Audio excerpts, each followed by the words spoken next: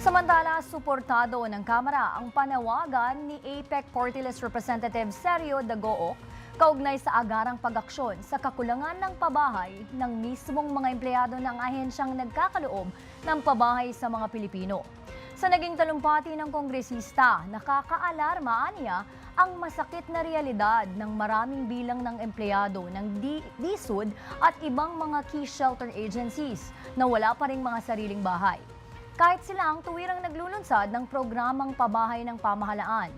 Bilang tugon, isang resolusyon ang inihaay ni Representative Dagook na tuwirang nananawagan sa National Housing Authority at mga kaakibat na ahensya nito na magsagawa ng isang detalyadong inventory ukol sa housing status ng lahat ng empleyado at makabuo ng isang priority housing program para sa kanila.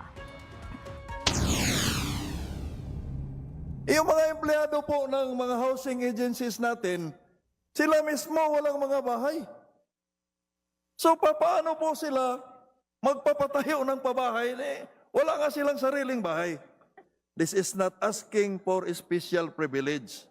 This is asking for basic fairness. This is asking that we practice what we preach.